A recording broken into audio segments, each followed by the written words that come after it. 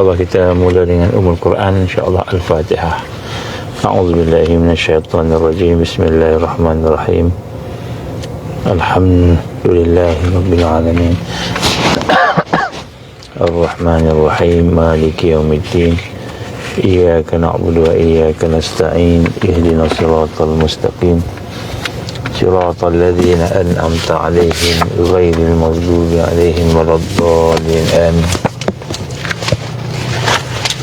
أعوذ بالله السميع العليم من الشيطان الرجيم بسم الله الرحمن الرحيم إن الحمد لله نحمده ونستعينه ونستهديه ونستغفره ونعوذ بالله من شرور أنفسنا ومن سيئات أعمالنا من يهده الله فلا مضل له ومن يضلل فلا هادي له أشهد أن لا إله إلا الله وحده لا شريك له وأشهد أن محمدا عبده ورسوله اللهم صل على سيدنا محمد وعلى آله وصحبه وبارك وسلم قال رب اشرح لي صدري ويسر لي أمري واحلل عقدة من لساني يفقهوا قولي رب زدني علما أما بعد. Assalamualaikum warahmatullahi wabarakatuh. Alhamdulillah, pertama kita syukur pada Allah SWT diberikan kesempatan pada petang ini untuk sama-sama kita bersiaran. Allah Subhanahu Wa Taala telah berfirman di dalam Al-Quran. Ini firman Allah Subhanahu Wa Taala yang menggambarkan bahawa ini janji Allah, ya. A'udzubillahi minasyaitanirrajim. Wa 'alallahu alladzina amanu minkum wa 'amilus salihat la yastakhlifannahum fil ard kama istakhlafa alladzina min qablihim wa la yumakkinanna lahum dinahum alladzi irtada lahum ولا يبدلنهم من بعد خوفهم أمنا يعبدونني لا يشركون بي شيئا ومن كفر بعد ذلك فأولئك هم الفاسقون. صدق الله العظيم. Ya, Allah berfirman dalam surah Nur, An-Nur, ayat 55. Ini surah ni banyak kali kita baca sebagai mukadimah kita. Apa Allah berfirman, wa 'alallahu walladzina amanu minkum, dan Allah telah berjanji kepada orang-orang yang beriman di antara kamu, iaitu mereka yang mengerjakan amal soleh, wa amilus salihat, mereka yang mengerjakan amalan soleh, la yastakhlifannahum fil ardi kama istakhlifal ladzina min qablihim, iaitu mereka yang telah mengerjakan amal soleh itu, maka sungguh-sungguh Allah Subhanahu Wa Taala akan menjadikan mereka itu berkuasa di atas muka bumi ini, sebagaimana dia telah menjadikan orang-orang sebelum mereka berkuasa. Dan sungguh dia akan meneguhkan bagi mereka agama yang telah diredainya untuk mereka, iaitu Islam, dan dia benar-benar akan menukar keadaan mereka sesudah mereka berada dalam keadaan ketakutan menjadi aman dan sentosa, dan mereka tetap menyembahku dengan tidak mempersekutukan suatu apa pun dengan aku, iaitu Allah, dan barang siapa yang kufur sesudah janji ini ataupun masih lagi tidak mau mengikut apa yang diperintah Allah tadi, maka itulah orang-orang yang fasik, orang-orang yang mengekalkan dirinya dalam keadaan berdosa. Jadi daripada ayat ini Allah SWT telah menggambarkan kita, mengisyaratkan kepada kita tentang fasa-fasa kita punya pergerakan Islam ini. Dan Allah SWT menjanjikan kepada kita secara terang, secara nyata, iaitu bahawa Allah SWT akan memberikan kejayaan. Dan wa'alallahu allazina amanu, Allah menjanjikan pada orang-orang yang beriman di kalangan kamu, minkum, maknanya yang pertama sekali, kejayaan itu akan diberikan kepada orang-orang yang bersama-sama dengan orang yang dipilih oleh Allah, minkum. Sebab orang beriman ni ada juga yang tidak akan diberikan kejayaan, tapi dalam ayat ini Allah menggambarkan kejayaan diberikan kepada orang-orang yang beriman di kalangan kamu, wa amilus salihat. Ini antara syarat-syaratnya ialah mereka ini beramal soleh, iaitu apa janji Allah tadi, dan orang-orang yang beriman yang beramal soleh. Jadi beramal soleh ni bukanlah maknanya setakat sembahyang, puasa, tetapi macam mana yang kita sebut semalam, bagaimana beramal itu juga adalah merupakan jadi sebahagian daripada kita kata memenuhi tuntutan Allah Subhanahu Wa Taala. Dua tuntutan, iaitu menjadikan seluruh hidup kita ni sebagai ibadah, kan? Wa ma khalaqtul jinna wal insa illa liya'budun, sebagai ibadah. Dan kemudian Allah memerintahkan kita juga menegakkan khalifah, menegakkan sistem Islam. Jadi Allah telah menjanjikan bagi mereka yang beramal soleh itu, yang beribadah, dalam hidupnya ibadah, dan kemudian dalam hidupnya itu untuk menegakkan sistem Allah Subhanahu Wa Taala, la yastakhlifannahum fil ard, bahawa dia akan menjadikan mereka itu khalifah. Khalifah memberikan kuasa kepada mereka di atas muka bumi ini, sebagaimana ia telah menjadikan orang yang sebelum daripada mereka itu berkuasa. Kama istakhlafal ladzina min qablihim. Jadi Allah SWT akan menjadikan orang-orang yang beriman, yang beramal soleh itu, yang beramal dengan amal untuk menegakkan ibadah dan amal untuk menegakkan khilafah, iaitu kita sebut tadi khalifah fil ard, maka Allah janji Allah akan bagi. Allah akan bagi khalifah itu sebagaimana yang telah Allah bagi kepada orang-orang sebelumnya. Min qablihim wala yumakkinanna lahum dinahum allazi irtada lahum, dan dia akan meneguhkan. Yumakkinan ni tamkin, dia akan meneguhkan atau memberikan kemenangan tadi di atas agamanya, agama yang telah diredai oleh Allah. Lahum dinahum allazi irtada, jadi agama yang telah Allah redha kepada kita semua. Dan kemudian Allah akan mengubah, wala yubaddilannahum min ba'di khawfihim amna. Jadi Allah akan mengubah, Allah akan benar-benar mencabut ketakutan, khawfihim, ketakutan, ancaman-ancaman yang ada kepada orang yang beriman tadi, yang telah menang tadi, dengan dia memberikan amna, iaitu amna ini ialah keamanan, kesentosaan. Ya'budunani, jadi mereka ini tetap, walaupun dah aman, dah damai, dah kaya, dah mungkin bahagia, dah macam-macam dapat, mereka tetap ya'budunani, mereka tetap beribadah kepadaku. La yusyriku nabi syai'a, dan mereka tidak mempersekutukan mempersekutukan Allah dengan satu apapun. Jadi ayat ini menjadikan kepada kita bagaimana Allah SWT menggambarkan tentang kemenangan yang diberikan kepada orang-orang yang beriman. Jadi orang beriman ini orang yang macam mana? Yang beramal saleh. Yang beramal saleh ini iaitu orang yang digambarkan oleh Allah SWT bukan hanya orang yang berfikir berkenaan dengan beribadah sahaja, semata-mata beribadah sahaja, tetapi dia juga melakukan kerja-kerja amal soleh, iaitu untuk nak membina kekuatan. Ini kita solusi yang kita nak kena faham, yang kita kena lakukan, yang kita kena laksanakan, sebagaimana yang Allah SWT telah gambarkan dalam Al-Quran. Contohnya dalam surah Al-Hajj, dalam surah Al-Hajj Allah berfirman dalam surah Al-Hajj ayat 41, a'udzubillahi minasyaitonirrajim, allazina immakkannahum fil ard. Iaitu orang-orang yang Allah SWT memberikan kepada mereka kemenangan, kejayaan, ataupun kita kata memberikan kekuasaan, kita kata keteguhan tadi, iaitu tamkin, iaitu orang yang telah diteguhkan kehidupan di dunia ini dengan kekuasaan. Allazina immakkannahum fil ard, maka apa yang dibuat orang ini yang tetap beribadah tadi, aqamus salah, dia mendirikan solat, tetap dia mendirikan solat, wa atawuz zakah, dan dia mengeluarkan zakat, wa amaru bil ma'rufi wa nahau 'anil munkar, dan dia melakukan perbuatan menyeru kepada ma'ruf dan mencegah kepada munkar. Walillahi akibatul umur, dan Allah SWT ialah akibat kebaikannya itu akan pergi kepada Allah Subhanahu Wa Taala, iaitu kesudahan urusan segalanya akan pergi kepada Allah Subhanahu Wa Taala. Jadi sinilah kita lihat bagaimana Allah SWT menjadikan kepada kita satu janji. Jadi hari ini kita berbincang tentang macam-macam perkara yang Allah SWT uji kita. Uji kita, contohnya digital ID yang kita dengar kan.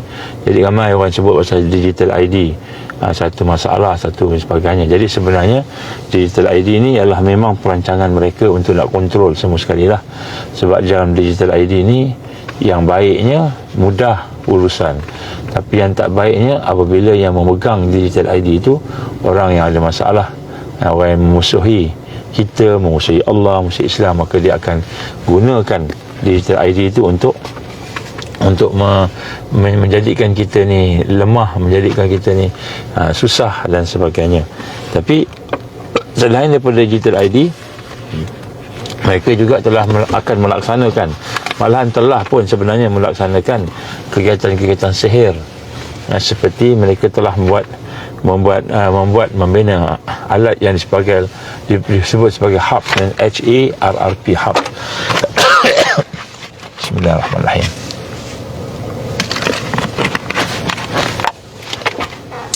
Jadi mereka telah membina alat-alat seperti HARP itu, dan alat HARP itu akan menjadi suatu yang akan menyentuh alam kita kata weather ataupun climate, yang akan menyebabkan berlakunya perubahan cuaca dan sebagainya.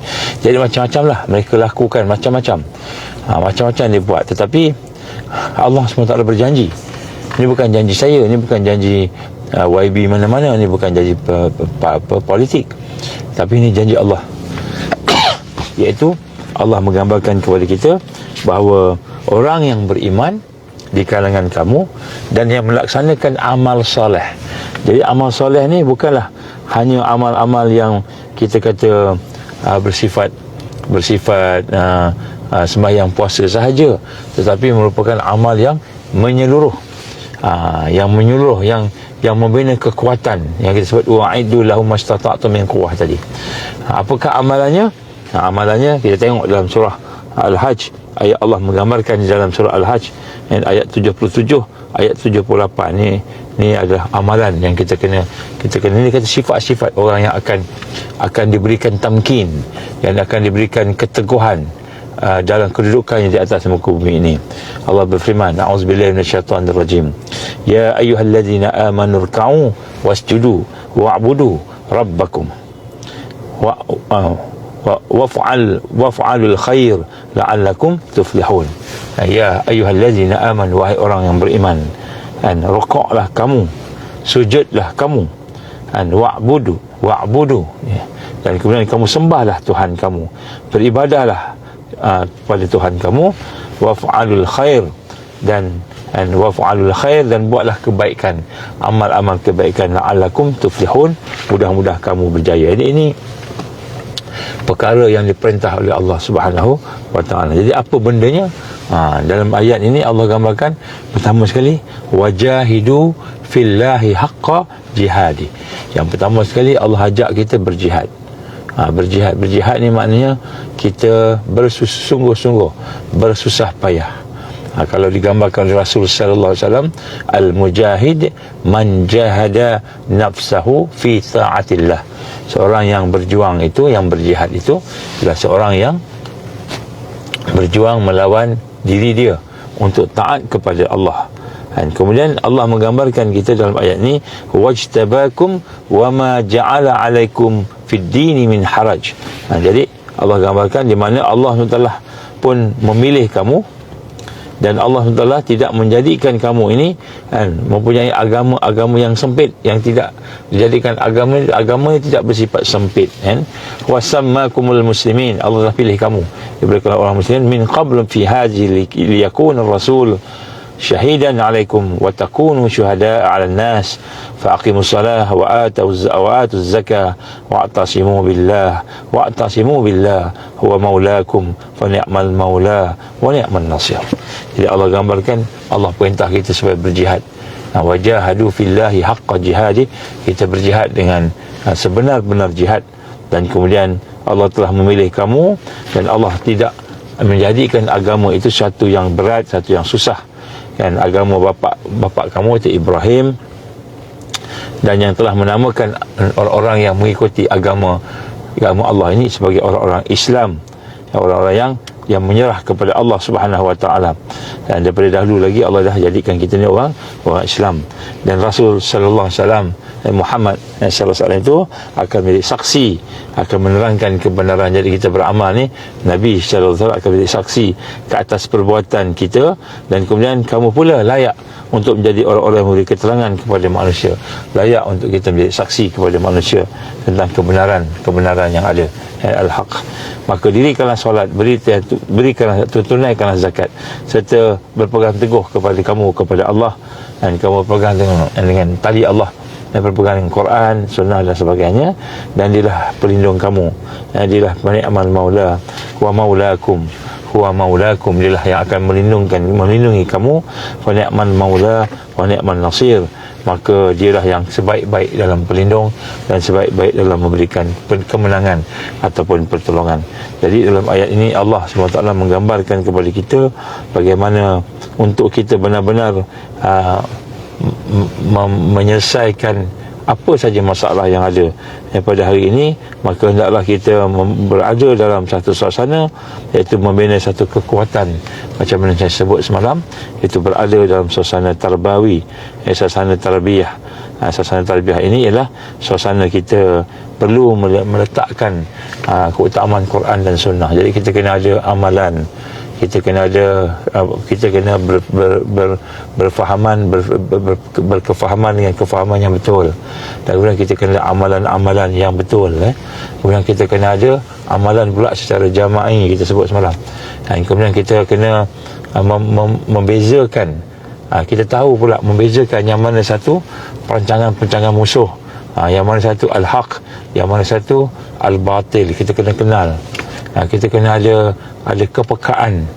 Kalau tidak kita akan kena tipu. Sebab itulah Nabi gambarkan bahawa fitnah paling besar ialah penipuan Dajjal, penipuan tentera dia, sihir dia. Jadi penipuan itu menunjukkan bahawa kita perlu ada ilmu untuk memahami tentang bagaimana mereka menipu. Contohnya dan hari ini kita sebut tentang digital ID contohnya kan. So digital ID ni Perdana Menteri Malaysia pun dah kata bagus dan sebagainya. Tak ada dia nampak satu kelemahan pun pada digital ID ni. Begitu juga dengan beberapa orang yang lain yang cakap begitu. Jadi kita nak sama-sama mengkaji dengan sepenuh adil tentang sesuatu yang diberikan kepada kita. Kita bukan nak tolak kemodenan, kita bukan nak tolak sains, kita bukan nak tolak benda yang baik-baik, tetapi kita ingin sama-sama merasakan bahawa kita perlu berhati-hati. Jadi kita kena ada ilmu, sebab kita akan dituduh dengan tuduhan yang macam-macam. Kita akan kita kata dikutuk, dicela dan sebagainya lah. Kerana apa? Kerana nampak macam kita tidak bersama dengan arus. Maka sebab itulah kita kena faham perancangan mereka, tipu daya mereka, iaitu mereka yang akan memusuhi Allah dan memusuhi Islam.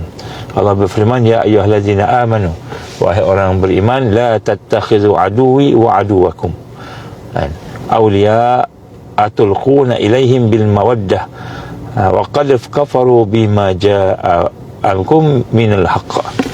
Jadi Allah gambarkan kepada terus terang Allah kata, wahai orang beriman, jangan kamu mengambil musuh-musuh aku dan juga musuh-musuh kamu menjadi teman rapat, yang mana menjadi kamu berkasih sayang dengan mereka pula.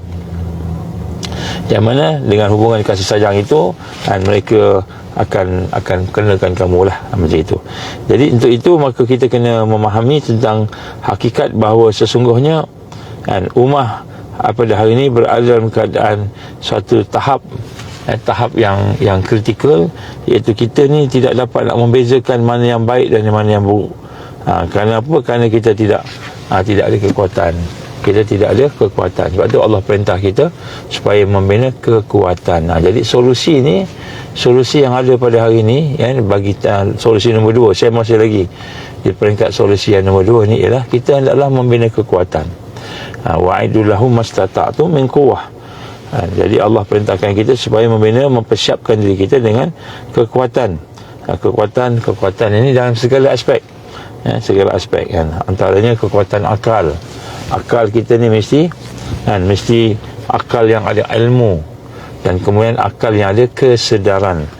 Kalau kita sebut sini al-aqlu wa'i, akal yang ada kesedaran. Jadi mesti kita kena proses diri kita. Saya ulang balik benda ini kerana benda ini terlalu penting. Kita hari ini tak perasan. Kita ingat akal kita ni dah okey dah, rupanya akal kita ni tidak terikat dengan Allah. Tidak terikat dengan Allah sebagaimana yang diperintahkan oleh Allah supaya kita membaca, berilmu kan. Iqra bismi rabbikal ladzi khalaq. Dan Iqra bismi rabbikal ladzi khalaq. Jadi baca dengan nama Tuhanmu. Jadi ilmu tu mesti ilmu yang berkaitan dengan Allah, berkaitan dengan pencipta, yang berkaitan dengan makrifat, mengenal Allah, Tuhan yang telah menjadikan kamu. Tuhan yang telah menjadikan kamu. Jadi maknanya akal al-aqlu wa'i ini dia bukan saja akal yang ada ilmu, tapi ilmu yang ada di dalamnya cahaya, iaitu cahaya yang boleh membawa kita mengenal Allah. Kalau kita hari ini ada tahu benda tapi kita tak kenal Allah, tu masalah. Masalah. Sebab tu sekarang ni kita nak kena tengok salah satu perkara yang kita perhatikan dalam hidup kita ni, yang kita kena check lah. Dalam hari ini contohnya, adakah kita semakin kenal dengan Allah? Apa tanda kita kenal Allah? Kita semakin dekat dengan Allah, semakin sayang dengan Allah, semakin rasa kuat bersama-sama dengan Allah Subhanahu wa ta'ala. Jadi inilah antara perkara yang penting. Jadi untuk kita nak memperkuatkan akal kita dengan Allah tadi, maka kita kena membetulkan kefahaman kita, fikrah. Ini disebut fikrah. Fikrah kita, kefahaman kita terhadap Islam, dan kefahaman ini meliputi ideologi, kefahaman kita, ideologi, pemikiran, pemahaman, dan juga meliputi syuur kita. Syuur ni maknanya apa? Rasa hati. Jadi rasa hati kita ni, adakah rasa hati ni rasa hati yang yang diikat dengan Allah ataupun tidak, dan sebagainya lah. Jadi itu antara kekuatan-kekuatan dari sudut akal, kemudian kekuatan-kekuatan dari sudut kefahaman, kekuatan-kekuatan dari sudut ibadah. Kita nak kuat ibadah, nak jadi orang yang sentiasa ibadah. Contoh kita nak tahu kita kuat tak kuat ibadah ni kan, hati kita, akal kita berfikir, hati kita merasa, hati kita boleh berzikir, akal kita boleh berfikir, lidah kita boleh menyatakan satu yang baik. Itu contoh kuat. Jadi sebab tu kalau kita hari ni cakap kita main lepas saja, tak kira apa pun kita cakap aja, maka dia akan bawa kepada kerosakan juga. Kemudian kita merasai hati kita ni lebih seronok dengan benda-benda yang Allah Subhanahu Wa Taala tak suka, pun akan rosakkan juga. Jadi hati kita pun nak kena kita tengok macam mana. Adakah hati kita ni berzikir kan, yang saya sebut kan, la ilaha illallah, la ilaha illallah. Jadi itu semua tu adalah merupakan tanda-tanda kekuatan. Tanda kekuatannya apabila boleh cahaya daripada roh kita ni, yang Allah cipta kita ni, cahaya tu keluar, membina kekuatan-kekuatan yang di luar daripada diri kita lah.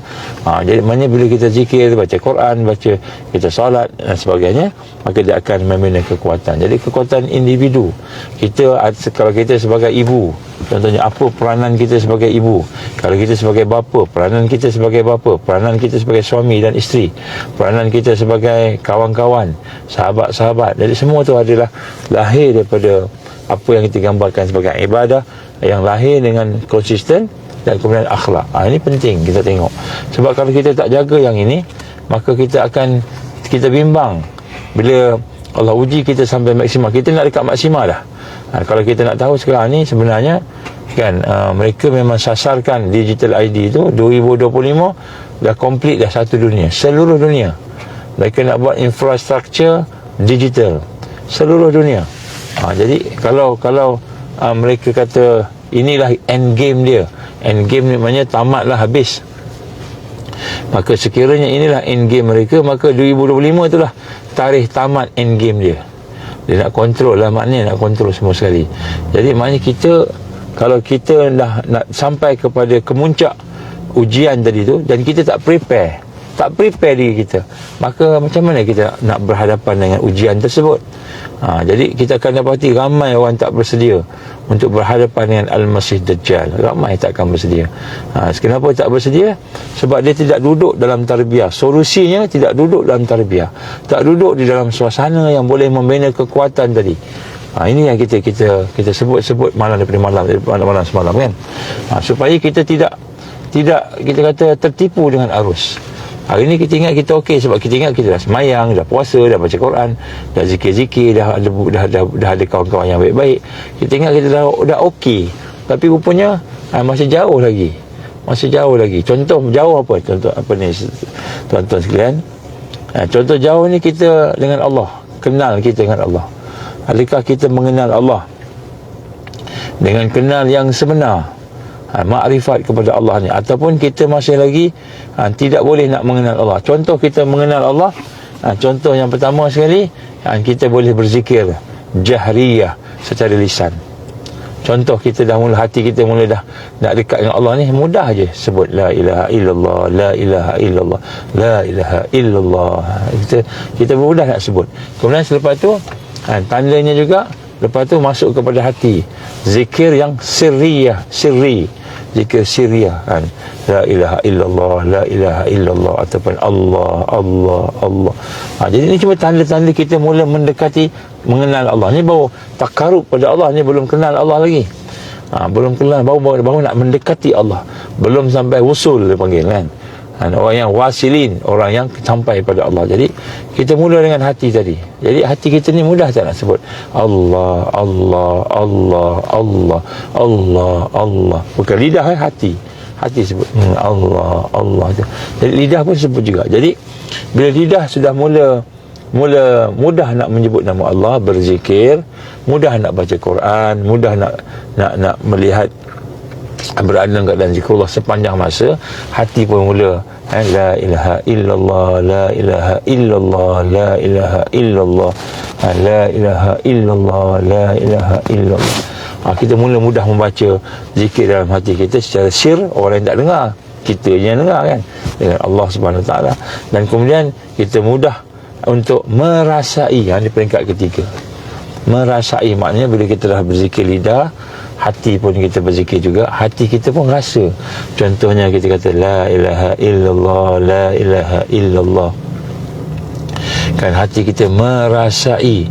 Kita boleh lihat, tengok depan kita, katakan depan kita ada kawan-kawan ke, ada anak, isteri, suami ke sebagainya, kita boleh merasai bahawa ini adalah kuasa Allah.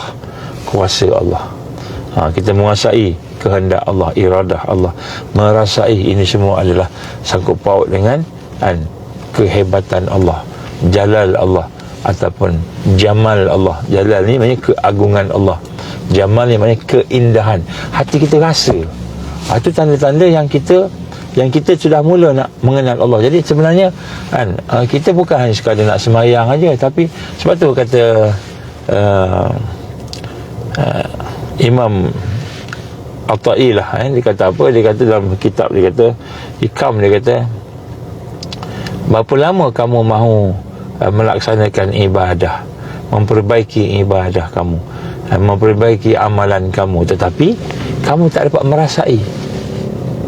Kita dah semayang, kita dah puasa, kita dah baca Quran, kita dah buat macam-macam, tapi hati kita rasa tak? Sebab peringkat mengenal Allah, mendekati Allah, takarub pada Allah ni sampai peringkat merasai. Rasa apa dia? Rasa keagungan Allah. Melihat sesuatu, kita merasai sifat jalal Allah. Jalal ni maknanya keagungan Allah, kehebatan Allah, kebesaran Allah kan. Kemudian kita merasai juga jamal ni keindahan, keindahan Allah, sifatnya ke, namanya ke, zatnya ke kan. Jadi maknanya berlaku peningkatan dalam diri kita ni. Kita tak sebut luar ni, sebab luar ni kita akan berdepan dengan macam-macam ni. Digital ID besok saya minta maaf saya sebut sini. Ada orang kata digital ID ni baik, bagus. Jadi insyaAllah kita akan bincang benda ni lebih detail lagi hari Jumaat ni, besok lusa hari Jumaat ni insyaAllah.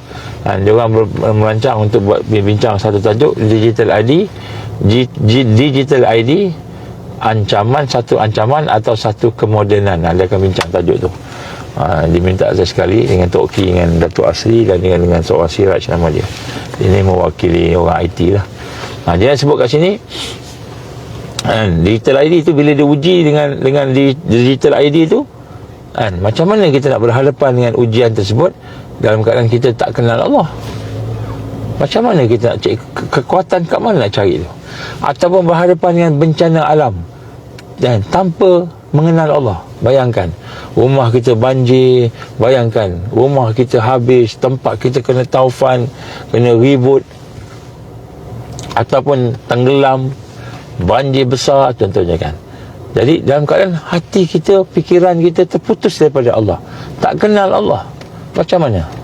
Ataupun macam mana kita nak berhadapan, macam mana yang berlaku kepada kawan-kawan kita di Palestin contohnya, dikepung oleh tentera musuh, dibom, kan, ditembak, kemudian dihalang pula, kan, kita kata pertolongan kemanusiaan masuk, macam-macam. Jadi apabila kita berhadapan dengan segala ujian Allah ini, yang susah, yang takut, yang sedih, mengancam kita semua itu, kita takkan kuat, melainkan kita kenal Allah, melainkan hati kita sudah mula ada berinteraksi dengan Allah, fitrah kita sudah mula menjadi fitrah yang salimah, fitrah yang sejahtera, yang boleh berhubungan dengan Allah, berinteraksi dengan Allah Subhanahu wa taala. Jadi ini adalah merupakan solusi. Bismillah.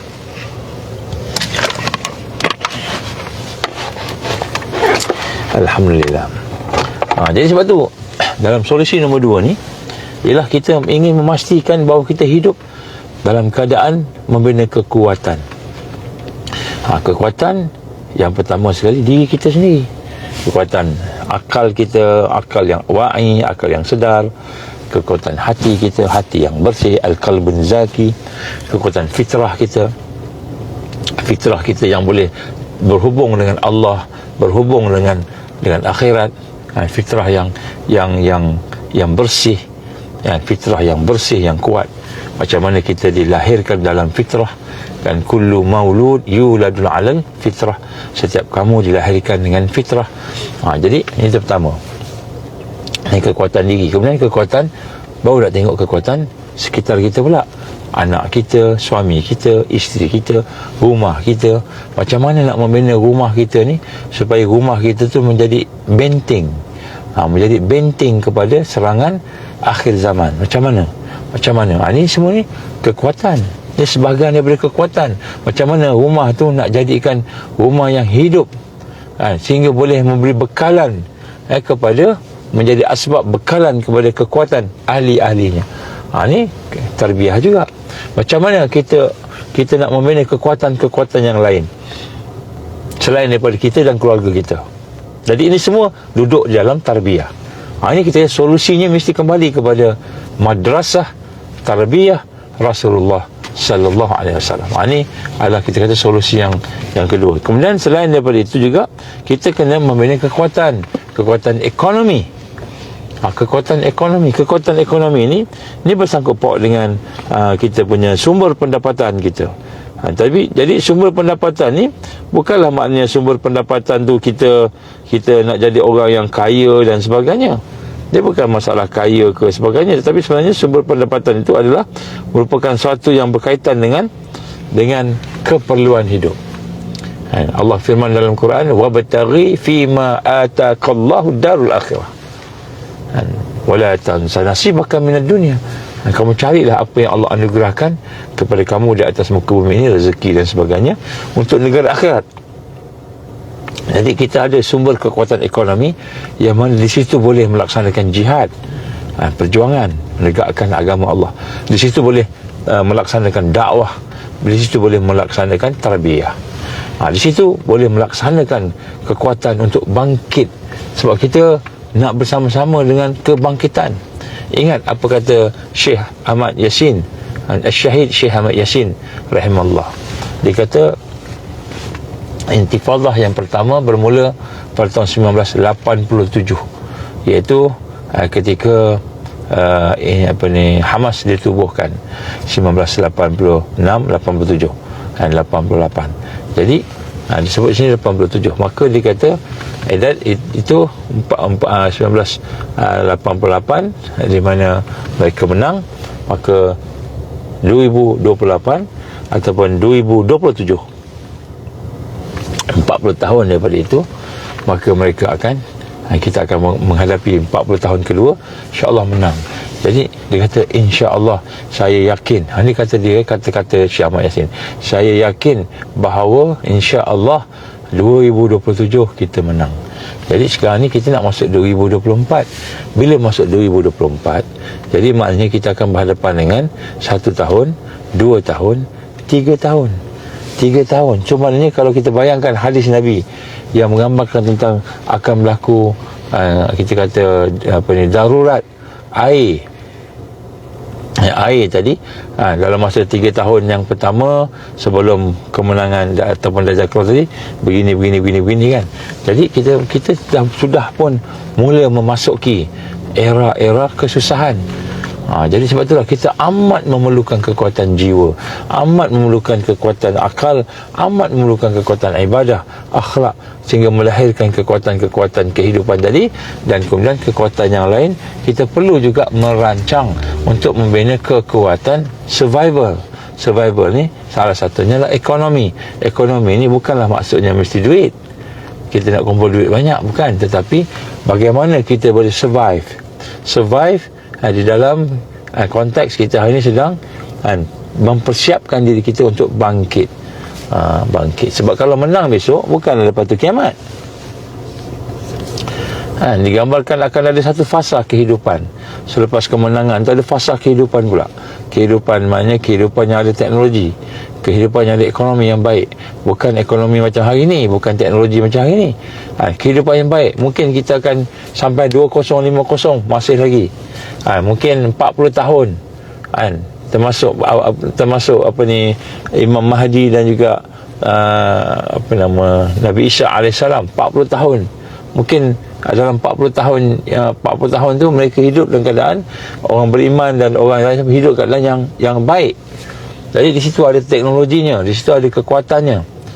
Jadi bukannya menang tu habis mati habis tu, tak, dia ada fasa lain pula. Dia ada satu suasana yang lebih baik daripada sebelumnya. Jadi di situlah kita lihat bagaimana keadaan itu memerlukan kepada persiapan. Sebab itulah kita digambarkan oleh ulama-ulama yang muhaqqiqin, ulama-ulama yang berada dengan al-haq, dan ulama-ulama yang berada bersama-sama dengan kita kata sistem tarbiyah harakiyah tadi. Mereka membina satu kekuatan sistem Islam. Sebab itu kita kena bina sistem ekonominya, sistem sosialnya, educationnya, kita kena bina. Jadi apa yang kita boleh buat pada hari ini? Menang, insya-Allah menang. Kita akan menang, itu confirm. Allah dah janji dah, wa'adallahu allazina amanu minkum. Tadi tu kan Allah dah janjikan Allah akan bagi khalifah. Menang, insya-Allah menang. Cumanya sebelum menang tu kita akan ada kesusahan. Tetapi di samping kesusahan itu, wa'idul lahum mastata'tu min quwwah, kita kena bina kekuatan dalam segala aspek. Kita ingat kiamat bila? Kita ingat kiamat ni mungkin kita kata, oh kiamat ni lepas menang Imam Mahdi, menang Islam semua tu, agaknya lepas tu kiamat. Tak, dia ada banyak tahun lagi. Kemungkinan sampai 2050 belum kiamat lagi mungkin. 2050, kalau kita umur kita dah 50-an, 60-an, mungkin kita mati dulu sebelum kiamat. Sebelum kiamat mati dulu kalau katakan umur kita. Ataupun yang muda-muda ni boleh sempat jadi dewasa. Jadi umurnya dalam 40-an, 60-an kan. Jadi maknanya nak sebut kat sini bagaimana perjuangan itu dia bukan hanya untuk kalau kita kata oh ni nak habis ni, kata Syekh Ahmad Yassin 2027 kita menang. Kalau kita menang pun 2027 tu, katakan Allah izin menang setelah kita melihat perkembangan Palestin hari ni kan. Palestin hari ni dia peperangan berkembang, mau nampak macam tak surut ni, dan kita rasa pun macam tak surut kan, dengan keadaan Yahudi yang sombong, terus dengan kesombongan dia, dengan keadaan Amerika yang mula dah membawa masuk tenteranya, dengan keadaan NATO, tentera Britain yang dah mula nak tolong masuk juga. Jadi kita melihat mereka sepertinya zaman Nabi SAW dulu ketika peperangan Ahzab, peperangan Khandaq dulu. Peperangan Ahzab di mana Rasul SAW dengan sahabat-sahabatnya dikepung oleh lebih daripada 10,000 orang tentera. 10,000 orang tu yang confirm, dia lebih lagi, ada banyak lagi, more than 10,000 at that time. Pada masa itu more than 10,000 tu ramai lah nak lawan dengan apa yang ada pada Rasulullah SAW dan sahabat-sahabatnya yang kurang lebih 1,000 orang. Kurang lebih 1,000 orang. Dia lebih daripada 10,000 orang. Lebih. Jadi nak sebut kat sini, dikepung dalam keadaan mereka tu lengkap, komplit sebagainya. Jadi menyebabkan sahabat-sahabat pun suspend, keadaan takut, bimbang, tak boleh nak tidur. Nak tidur je teringat dia orang boleh masuk anytime. Nak tidur teringat. Jadi keadaannya kalau macam kita hari inilah, kita boleh tidur, boleh rehat, boleh makan, boleh minum, boleh mengetih, kan? Sahabat-sahabat kita di Palestin mana ada mengetih ni? Mana ada? Dia walaupun dia rehat dalam keadaan berjaga. Rehat dalam keadaan berjaga. Anytime Yahudi boleh masuk. Anytime kita kata Amerika boleh masuk. Bila-bila masa saja bom boleh jatuh. Jadi walaupun rehatnya dalam keadaan berjaga-jaga, dalam keadaan hidup hati-hati mereka zikrullah. Jadi sebenarnya apa yang mereka hadapi pada hari ini seperti peperangan Ahzab ataupun peperangan Khandaq pada ketika zaman Rasul sallallahu alaihi wasallam itu adalah merupakan satu suasana yang digambarkan oleh suasana sekarang. Maka kita lihat kita pun sama juga.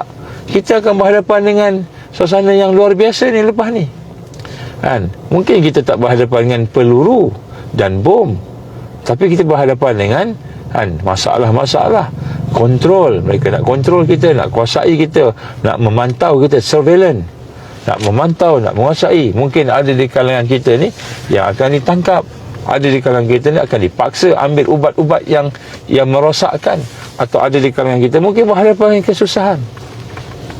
Sebab kita nampak peperangan dah mula berkembang kan. Jadi maknanya di mana persiapan kita? Apakah solusi yang kita nak berdepan dengan suasana fitnah yang semakin memuncak? Tidak lain, tidak bukan, kita kena kuatkan diri kita. Itu solusi, itu penyelesaian. Duduk dalam tarbiyah yang betul-betul membina. Saya sebut membina ni sebab ada juga orang duduk dalam tarbiyah tapi tidak membina, tidak terbina. Yang dia bina akal aja. Dia baca buku, dia baca Quran. Kalau cerita pasal Islam ni, dia boleh keluar hujah-hujah semua, boleh keluar semua sekali. Tetapi penghayatan tak ada. Jiwa masih sayang dengan sistem yang ada pada hari ini. Saya minta maaf lah saya sebut. Jiwa masih sayang, masih nak bergantung dengan sistem. Contoh jiwa ni bergantung dengan sistem, kita masih bergantung dengan gaji kita yang kita dapat daripada sistem yang ada pada hari ini. Kita nak makan bergantung pada gaji. Kita tidak boleh independen. Ataupun kita bergantung dengan riba yang ada pada hari ini. Itu maknanya kita tak ada kekuatan. Walaupun kita duduk dalam tarbiyah dah. Duduk dalam sistem madrasah tarbiyah, dah duduk dalam usrah lah, halaqah lah, kita kata nadwa lah, daurah lah, kan, tamrin lah, macam-macam kita duduk, kan, mukhayyam dan sebagainya. Tetapi hati kita masih bergantung dengan sistem. Hati kita masih berharap dengan sistem. Apa yang kita nak rebutkan hari ini? Nak jawatan supaya kita dapat. Alasannya nak jawatan supaya dapat buat dakwah. Tapi tak buat dakwah pun. Duk mengajar gitu je kalau kita pensyarah, kalau kita cikgu. Duk bekerja engineer macam itu, tak ada buat dakwah pun. Nak kata dakwah, tak ada dakwah pun. Tak ada kita mentarbiyah orang pun dengan sungguh-sungguh sehingga letih dalam tarbiyah, sehingga letih di dalam dakwah, sehingga letih dalam berjuang jihad. Tak ada. Kita masih lagi sibuk dengan kerja kita. masih lagi sibuk dengan dunia yang ada pada hari ini, tanpa menjadikan dunia itu sebagai alat untuk kita membina dan membantu dan menegakkan Islam. Ini semua adalah merupakan tanda-tanda bahawa jiwa kita, pemikiran kita, akal kita yang sebenar masih bergantung dengan sistem jahiliyah. Dan selagi kita, hati kita, fikiran kita, hidup kita bergantung dengan sistem-sistem manusia ini, bergantung dengan sistem itu, maka selagi itulah kita tidak akan dan tidak boleh menegakkan sistem Islam. Tak boleh menegakkan sistem Islam. Jadi habis saya kena berhenti kerja ke? Tak, saya tak cakap berhenti kerja. Bukan berhenti kerja, tapi kita pastikan kerja kita itu kerja yang boleh membina Islam, membantu Islam, menegakkan Islam. Ada dakwahnya di situ. Dan dakwah bukan part time, dakwah full time. Ada tarbiyahnya situ, ada peningkatan, ada islah. Berlaku islah tadi. Dan islah tu bukan part time, islah tu full time. Kita kerja full time, kita nak islah diri kita. Kita kerja full time, kita nak tingkatkan dakwah kita. Kerja kita tu full time untuk membantu jihad fi sabilillah. Bukan sekadar kita fikir bonus tahun ni kita nak buat rumah, besarkan rumah sikit lagi. Bonus tahun ni ada lebih sikit ni, akhir tahun ni dapat bonus agaknya lah. Kita pergi beli kereta baru, nak tukar kereta baru lah. Kereta lama ni tak syok lah, dah lama sangat pakai, walaupun elok lagi.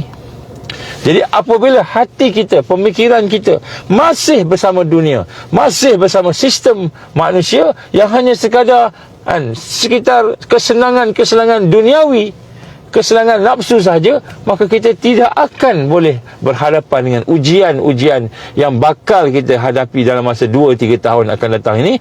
Ujian-ujian yang susah, ujian di mana pada masa itu mungkin terpaksa kita berhadapan dengan berlapar, terpaksa berhadapan dengan haus, terpaksa berhadapan dengan ketakutan, terpaksa berhadapan dengan kesakitan. Tak boleh dan tak mampu. Kenapa? Kerana hati kita masih belum duduk sepenuhnya dalam tarbiyah. Kita dengan Allah setakat macam tu je. Kita tidak ada langsung perasaan dengan Allah, perasaan sayang pada Allah, perasaan takut murka Allah. Tak ada, cakap aja. Fikrah insya-Allah, kepahaman ilmu sebahagian kita dah lalui tarbiyah ni lama. Lalui lama dah berapa puluh tahun lalu. Tetapi hati ni masih lagi cenderung kepada sistem duniawi. Sebab tu saya sebut sini, tuan-tuan dan puan rahmat Allah Ta'ala, bila kita kata duduk dalam madrasah tarbiyah untuk mempersiapkan dengan ujian-ujian akhir zaman yang hebat, yang kita nak sebut sini pun Nabi cuma kata kemuncaknya Dajjal keluar merosakkan semua tadi. Maka selagi kita tidak benar-benar menyentuh hati kita, menyentuh akal kita, menjadi akal yang sedar, menjadi hati yang bersih, al-qalbun zaki, menjadi fitrah yang sejahtera, yang boleh berhubung dengan Allah, selagi hidup kita tidak berjuang bersama dengan jamaah, bersama dengan sahabat-sahabat untuk membina kekuatan Islam tadi, sistem ekonominya, sistem pertaniannya, selagi kita masih lagi bergantung, bersandar dengan sistem manusia, maka selagi itulah bila sampai ujian-ujian nanti kita bimbang kita tak mampu. Sekarang ni pun kita cakap tak mampu dah. Dan dengan hutang kita yang banyak, hutang lagi, nak buat hutang lagi. Dan dengan keadaan kita yang hari-hari kita sibuk dengan kerja kita je. Sibuk dengan kerja kita. Kalau kita sibuk dengan kerja kita, dan kerja kita itu membina kita, mengislah diri kita, meningkatkan diri kita dengan Allah, tak apa. Ataupun kerja kita sibuk, tak kira kerja cikgu ke, kerja sebagai engineer ke, sebagai arkitek ke, sebagai apa pun kerja kita tadi, tetapi menjadikan kerja kita itu sebahagian daripada dakwah kepada jalan Allah, ataupun kerja itu sendiri adalah dakwah, ataupun kerja itu sendiri adalah jihad, menjadikan semua itu sebagai satu yang membina kekuatan Allah tadi, kekuatan Islam tadi, maka yang itu okey, tak apa. Tapi sekiranya kerja kita masih lagi kita jadi kuli kepada sistem manusia yang membawa perhambaan kepada nafsu, perhambaan kepada manusia, maka bila berhadapan dengan ujian-ujian Allah yang dihadapan masa depan ni, mungkin kita tidak akan mampu nak mengatasi ujian itu dengan berjaya. Kenapa? Sebab kita tak mempersiapkan diri kita. Sebab tu kita kena duduk dalam tarbiyah. Saya menyuruh kepada tuan-tuan puan-puan rahmati Allah, marilah sama-sama kita mendekati ke sistem tarbiyah yang menyeluruh. Kita kena faham macam mana nak beramal, macam mana nak melaksanakan perkara-perkara yang penting, insya-Allah. Jadi kita kena ada sahabat-sahabat kita, kena ada murabbi, kena ada guru-guru yang boleh membantu kita, memberikan kepada kita panduan-panduan, kena ada. Dan kita kena buat, bukan main-main, kena buat dah. Kerana kita, kalau Allah izinlah benar apa yang digambarkan oleh Syekh Ahmad Yasin rahimallah asy-syahid, kalau Allah izin benar 2027 itulah kita tekan muncaknya kemenangan kita, maka 2024, 25, 26 adalah merupakan hari-hari yang susah ataupun tahun-tahun yang susah. Dan tahun susah itu kalau hati kita masih tak kenal Allah, hati kita masih tak dekat dengan Allah, hati kita masih lagi ada krisis, ada masalah, ada pertikaian dengan Allah, maka macam mana kita nak berhadapan dengan apa yang digambarkan sebagai ujian dan fitnah yang memuncak. Bayangkan kalau Dajjal keluar 2024, 2025, adakah kita bersedia untuk berhadapan dengan Dajjal yang akan mengaku Tuhan, yang akan mengaku sebagai Rasul, yang akan membawa kepada kita ini penyelesaian duniawi. Dia akan bawa harta, dia akan bawa makanan. Kita sakit, dibawa ubat. Kita lapar, dibawa roti, dibawa makanan. Kita haus, dibawa air. Kita takut, dibawa keamanan. Adakah kita sanggup akan berhadapan dengan ujian yang besar itu? Kita tidak akan sanggup, kecuali Allah izin kita duduk dalam proses untuk membina kekuatan kita melalui solusi yang telah pun ditunjukkan oleh Rasulullah SAW. Duduk dalam suasana jihad, berjuang, dakwah, mengajak manusia kepada Allah. Dan tarbiyah itu kita membina kekuatan diri kita, islah diri kita, islah diri kita, baiki diri kita, baiki anak-anak kita, baiki suami kita, isteri kita, keluarga kita, sahabat-sahabat kita. Baru boleh. Kalau tak, kita akan tewas. Inilah perkara yang saya amat bimbang berlaku kepada kita semua sekiranya kita tidak betul-betul menghayati, menghidupkan kekuatan tadi. Jadi solusi nombor 2 ni sebenarnya satu solusi yang amat penting, tetapi inilah yang ramai orang tidak mengambil berat. Kalau setakat sembahyang boleh lagi, tapi sembahyang yang tidak meningkat khusyuknya, yang tidak meningkat kekuatannya. Kalau setakat kita kata dengan ceramah boleh, ramai orang dengan ceramah sekarang, tapi ceramah yang boleh membina kekuatan kita, menyentuh hati-hati kita, membina kepribadian kita, menjadikan kita ni mempunyai syakhsiah maknawiyah Islamiyah, tak ada. Jadi ceramah setakat ceramah saja, seronok dengan ceramah, tapi tak banyak, tapi kita tak boleh nak amal. Tidak ada taufik, tidak ada taufik. Tidak ada taufik daripada Allah, hanya sekadar hidayah saja. Hidayah ni apa? Ada ilmu banyak, tebal ni kita punya buku catatan, tapi daripada tebal ni berapa persen yang kita boleh amalkan? Ini semua adalah persiapan yang real, bukan cakap-cakap ni, bukan teori. Saya minta maaf sebab pengalaman saya dan juga kawan-kawan yang ada dalam dakwah dan tarbiyah, pengalaman sedikit lah, tak adalah banyak sangat, tapi adalah sedikit pengalaman. Majoriti mereka yang mengikut tarbiyah, mereka tidak melepasi fasa teori, tak lepas, walaupun dah bertahun-tahun. Kan, dia ada beberapa fasa dalam tarbiyah ni. Yang pertama sekali, fasa untuk menyentuh kesedaran, menyentuh je. Menyentuh, maknanya kita dengar ceramah, suka dengar ceramah, suka dengar orang cakap baik-baik, suka dengar Quran. Itu adalah muqaddimah kepada tarbiyah, baru muqaddimah, belum masuk lagi. Kemudian fasa yang kedua, bila kita mula ambil serius, ambil nota, catat, dengar, catat. Ini fasa 2 dalam tarbiyah. Ini pun baru masuk Fasa 2 ni baru nak masuk di dalam proses tau'iyah, kita panggil. Tau'iyah ni maknanya proses nak mendapatkan ilmu, mendapatkan hidayah, mendapatkan ilmu yang boleh menjadi panduan kita. Jadi ini pun belum masuk lagi. Dia bila masuk masa bila? Apabila kita cuba mengamalkan ilmu tadi. Jadi kalau tebal ni lah catatan kita, buku ni berapa persen kita amal. Kalau dah banyak, dah ratus, dah ribu, dah ribuan dah ceramah kita dengar, daripada ribuan ceramah yang kita dengar tu, ratusan ceramah yang kita dengar, ataupun kuliah, ataupun usrah, ataupun program, berapa banyak yang kita amalkan. Bila kita amalkan tu, baru kita masuk langkah kaki kanan, baru nak masuk dalam tarbiyah, baru masuk dalam circle. Bila kita mula mengamalkan. Sebab ilmu yang benar, ilmu yang bermanfaat. Ilmu yang bermanfaat, ilmu yang diamalkan. Baru nak beramal dengan tarbiyah. Kita pun seronok sembahyang, kita pun seronok baca Quran, kita pun seronok. Itu baru nak mula, belum lagi.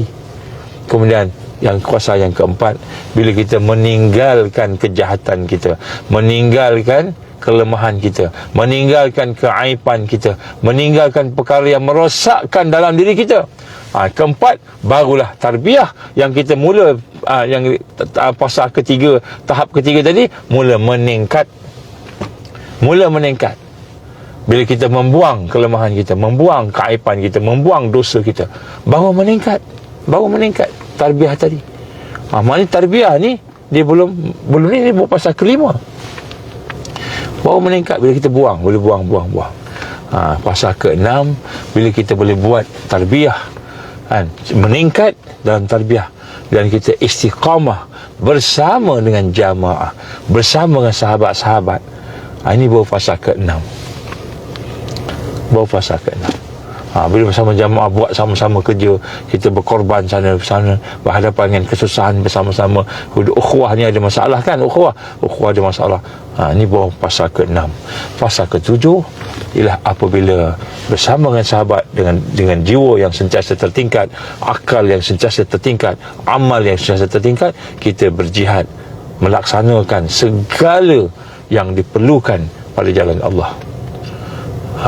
Fasa ke-7 inilah fasa kita melaksanakan amal Islam tanpa mengenal erti penat lelah, tanpa mengenal erti letih. Buat aja siang malam sampai sakit-sakit. Buat juga, teruskan jihad, teruskan buat dakwah, terus mentarbiyah orang. Ini fasa ke-7. Dan fasa ke-7 ini belum lagi berjaya. Fasa ke-7 ini baru pintu masuk kepada kejayaan, pintu masuk kepada tajdid, intifadah, kepada pembaharuan dan kekuatan. Ini fasa 7. Jadi kalau kita masih baru dengar mula-mula, dengar seronok dengar, itu baru fasa 1. Fasa 1 ni maknanya kita belum masuk tarbiyah lagi, belum. Setakat dengar ceramah aja. Dengar ceramah ni belum duduk tarbiyah lagi. Sampai fasa 7 tu, bila kita dah berjuang, tak kenal erti penat rendah, penat lelah, letih kan, ataupun tak kenal dah, kita buat aja. Kenapa? Inilah dia jihad sebenar. Maka di sinilah baru kita duduk dekat depan pintu tajdid, pintu untuk kita nak buka. Allah akan bagi kekuatan untuk menang pembaharuan. Belum menang lagi. Menang nanti saya sebut fasa yang seterusnya. Fasa 7 fasa ni. Jadi kita tengok di mana kita. Kita baru seronok-seronok nak dengar ceramah. Ini baru fasa 1. Kemudian mula kita mengambil nota serius. Fasa 2. Kemudian mula kita nak mengamalkannya, fasa 3. Mula meninggalkan kelemahan-kelemahan kita, meningkat dan tarbiyah, fasa 4. Jadi kita lihat, apabila kita melihat satu fasa tadi sampai 7 tadi, barulah kita faham rupanya Allah nak bagi Jannatul Firdaus, Allah nak bagi kemenangan yang besar. Kita kena bersungguh-sungguh duduk di dalam madrasah tarbiyah, barulah Allah bagi kemenangan. Sebab tu Islam tak menang Bukan sebab Islam tak tinggi, bukan sebab Islam tak bagus, bukan. Sebab orang yang menganut Islam masih lagi berada di dalam keadaan yang jauh daripada sifat-sifat kemenangan. Macam mana kita nak dapat kemenangan kalau kita tidak duduk betul-betul dalam madrasah tarbiyah Rasulullah sallallahu alaihi wasallam, sekolah pendidikan Islam, tarbiyah Rasulullah sallallahu alaihi wasallam. Jadi itulah insya-Allah sikit sebanyak, mudah-mudahan Allah ampunkan dosa kita, kelemahan kita. Saya minta maaf sangat-sangat kalau apa yang saya cakap ini mungkin tak sampai ataupun mungkin ada yang tak kena sebagainya. Saya mohon ampun kepada Allah SWT dan minta maaf kepada tuan-tuan puan-puan insya-Allah. Jadi mudah-mudahan apa yang saya sampaikan akan memperkuatkan lagi satu kefahaman kepada kita tentang bagaimana yang dimaksudkan duduk di dalam tarbiyah. Duduk dan tarbiyah ni dia ada punya fasa-fasa dia. Duduk dan tarbiyah ni perlukan pada kesungguhan, perlukan kepada untuk kita nak beramal dengan amalan yang istiqamah. Jadi barulah Allah akan beri kepada kita kekuatan demi kekuatan demi kekuatan, dan akhirnya Allah akan beri kemenangan. InsyaAllah. Alhamdulillah, jazakumullahu khairan jaza. InsyaAllah tuan-tuan, malam ni tak ada, malam ni saya ada program lain, program dalaman Zoom dengan ada beberapa orang lah.